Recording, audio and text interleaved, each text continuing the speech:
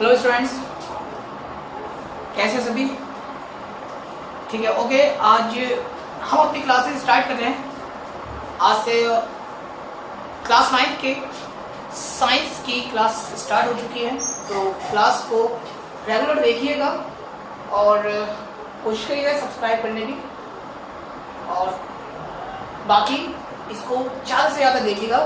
जहाँ समझ में आए आप मुझसे कोशिश कर सकते हैं। तो मेरा फर्स्ट क्वेश्चन, मतलब फर्स्ट चैप्टर है हमारा, चैप्टर नंबर फर्स्ट है हमारे पास, मैटर इन आवर सराउंडिंग। आपका जो साइंस का फर्स्ट चैप्टर है केमिस्ट्री का है, तो केमिस्ट्री में सबसे पहला चैप्टर रखा मैटर इन आवर सराउंडिंग। मतलब क्या होता है कि हमारे चारों तरफ के जितने भी मैटर्स है, मैटर समझने की बात करते हैं तो मैटर्स क्या होता है, आप अपने चारों तरफ कुछ भी चीज़ें देख रहे हैं वो सारी की सारी चीज़ें आपके मैटर्स कहलाते हैं। जैसे आप अपने आसपास में bed, chairs, glass, water, airs भी देखते हैं, मतलब देख तो नहीं पाते हैं, बेसिकली महसूस तो फील तो कर सकते हैं। तो ये जितनी भी चीज़ें हैं आप अपने हाथों से जितने भी फील कर सकते हो, सब चीज़ आपका मैटर कहलाता है। ओके, कोई कंफ्यूजन हो तो हमसे बता सकते हैं। तो मैटर मतलब होता है कि आप, इस चैप्टर का ही नाम है कि मैटर इन आवर सराउंडिंग, हमारे चारों तरफ सराउंडिंग मतलब हमारे चारों और जितने भी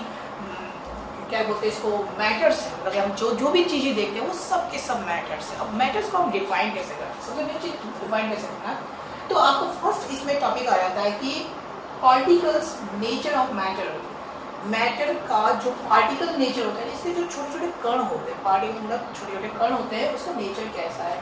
तो अकॉर्डिंग टू द पार्टिकल्स हम क्या करेंगे, मैटर को कैसे डिफाइन करेंगे कि anything that occupies space and has mass and is felt by senses is called matter। मतलब क्या है कि anything मतलब कोई भी चीज that occupy space, जो क्या काम करता है, स्पेस को ऑक्यूपाई मतलब इस जगह घेरने का काम करता है, and has mass, जिसमें मास होता है, इसमें जिसमें द्रव्यमान, मास आप जानते हैं हर एक पार्टिकल्स में मास जरूर होता है, जिसके कारण हम उसको महसूस करते हैं, पकड़ पाते हैं, तो उसमें मास हो and is felt by senses is called matter. मतलब कि वो हमें क्या हो, हम उसको फील भी कर सके, सेंस के अकॉर्डिंग उसको फील भी कर सके। जैसे हवा भी, हम हवा को देख नहीं पाते फिर भी उसको फील करते हैं, मतलब हमारे सेंसर कौन से हैं यहाँ पे, हमारा जो स्किन है वो हमारा सेंसर है। तो इसी सेंसर के अकॉर्डिंग जब हवा चलती है, यानी जब एयर ब्लो होती है, उस कंडीशन में जब हमें फील होता है कि हाँ हवा चली, देख तो नहीं पाते बेसिकली, तो उसमें भी पार्टिकल्स होते हैं, तो उससे भी हमें पता चलता है कि ये मैटर है। दूसरी चीज यहाँ पे फाइंड कर देगा कि matter is the form of 5 basic elements, the पंच तत्व। हमारे पास हम बोल सकते हैं कि जो मैटर है, यानी जितने हमारे पास पदार्थ होते हैं, is the form of 5 basic elements. अब ये 5 पंच तत्व किसे कहते हैं, थोड़ा सा यहाँ पे आध्यात्मिक चीज़ों के ऊपर बात करते हैं। आपने पंच तत्व, शक्तिमान का नाम सुना होगा, शक्तिमान बना हुआ है पंच तत्व से। तो सिर्फ शक्तिमान ही क्यों, इस संसार का अधिकतर चीज, मतलब सारी की सारी चीजें जो है वो, चाहे कोई भी चीज हो, वो सब पंच तत्व से, खासकर इंसान को बोला जाता है कि इंसान पंच तत्वों से मिलकर बना होता है। और इसी वजह से हम सिर्फ शक्तिमान नहीं है। इसी के अकॉर्डिंग अगर देखा जाए तो आपका हर एक इंसान ही क्या है, सिर्फ इंसान नहीं, हर एक जानवर भी जो कि पंच तत्व से मिलकर बने होते हैं। और वो पंच तत्व कौन कौन से होते हैं, तो उसे देखिएगा, आपका एयर हो गया, अर्थ हो गया, एयर मतलब आपकी हवा होगी, अर्थ यहाँ पे, अर्थ मतलब पूरे अर्थ से मतलब नहीं है, यहाँ पे सॉइल से मतलब नहीं, धरती से मतलब है, फायर आग हो गई है, स्काई आसमान एंड वाटर। ये पांच जो तत्व है, यही इसी चीज के ऊपर आध्यात्मिक चीजें जुड़ी हुई है।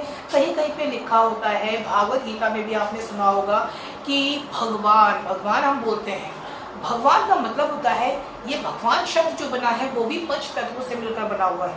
ये भगवान शब्द भी पंच तत्वों से मिलकर बना होता है। वो पंच तत्व कौन कौन से होते हैं, वो पंच तत्व भ से, हिंदी साइंस के अकॉर्डिंग भ से मतलब भूमि, भ से भूमि मतलब अर्थ। ओके, सेकंड हो गया ग से गगन मतलब आसमान, दैट इज स्काई।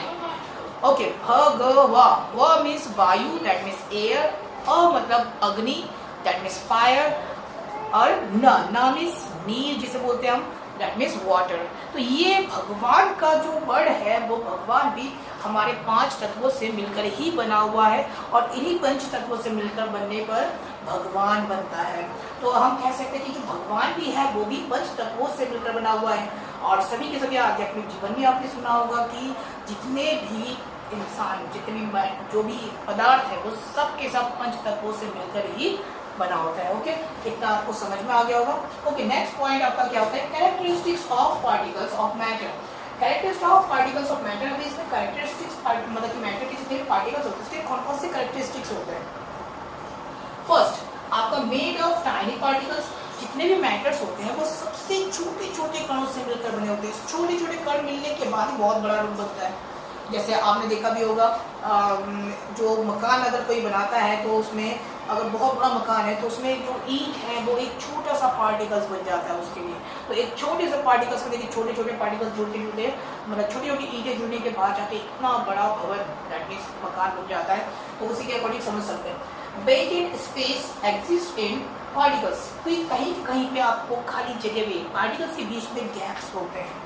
वेकेंट मतलब यहाँ पे गैप से है कि पार्टिकल्स के बीच में क्या होते हैं, गैप्स होते हैं। गैप्स क्यों एग्जिस्ट करते हैं, particles are in continuous motion. अब पार्टिकल्स क्या होते हैं कि पार्टिकल्स हमेशा कंटिन्यूअस मोशन में, कंटिन्यूअस मोशन आप जानते हैं जिगजैग मोशन, मतलब कि वो कभी भी रुकते नहीं है। हवा को देख लीजिएगा, वो लगातार मूवमेंट करते ही रहते हैं। हवा को आप देख नहीं पाते हैं तो उसके जो पार्टिकल्स आप महसूस कर सकते हैं, फील कर सकते हैं। कब, जब कभी भी घर के अंदर से कोई रोशनी गुजर रही हो तो उसमें आप देख सकते हैं कि उस रोशनी में आपको कुछ पार्टिकल्स मूवमेंट जिगजैग मोशन में लगातार पार्टिकल्स दिखाई देंगे। तो वो हो गया particles are in continuous motion, motion में लगातार चलते रहते हैं। Particles are held together by force of attraction. अब हर कोई पार्टिकल्स में मूवमेंट तो होता है, लेकिन आपको ये भी जानना चाहिए कि हर एक पार्टिकल्स के बीच में एक अट्रैक्शन फोर्स जरूर लगा होता है। इसी वजह से क्या होता है कि ये एक दूसरे को छोड़ के जा नहीं पाते, तभी जाके ये किसी भी एक मैटर को, यानी किसी भी एक इंस्ट्रूमेंट को या कोई भी सब्सटेंस लीजिए, कोई वस्तु ले लीजिए, उस वस्तु को कंप्लीटली बना पाता है। अगर बाय चांस सोच लीजिएगा कि अगर ये बाय चांस नहीं होता, अगर ये इनके बीच में अट्रैक्शन फोर्स अगर नहीं होता तो उस कंडीशन में क्या होता है, उस कंडीशन में आपका जो मैटर यानी कोई वस्तु बनती नहीं, यानी कोई भी आप इंस्ट्रूमेंट बनाते हो वो इंस्ट्रूमेंट बनता ही नहीं। इसी वजह से हम कह सकते हैं कि इनके बीच में क्या होता है, अट्रैक्शन फोर्स जरूर होता है। ठीक है स्टूडेंट्स, आज के लिए इतना ही। तो मैं यहाँ पे आपको PDF फाइल भी भेज दूंगा, और PDF फाइल भेजने के बाद आप थोड़ा सा यहाँ पे नोट आउट कर लीजिएगा। ओके, आपको शायद दिखाई नहीं दे रहा हो तो देख लीजिएगा, और बाकी मैं नोट्स कोशिश करूँगा नोट्स भी भेजते रहूँ, इसका PDF फाइल भेजता रहूँ। तो जिसका भी कोई डाउट्स हो तो आप मुझसे शेयर कर सकते हैं। ठीक है, जितने भी डाउट्स हो आप मुझसे पूछ सकते हैं। ओके, थैंक यू स्टूडेंट्स, और प्लीज़ सब्सक्राइब माय चैनल, जिससे कि मैं आपको जितने भी लेक्चर भेजूँ आप तक पहुँचते हैं लगातार। Okay, thank you.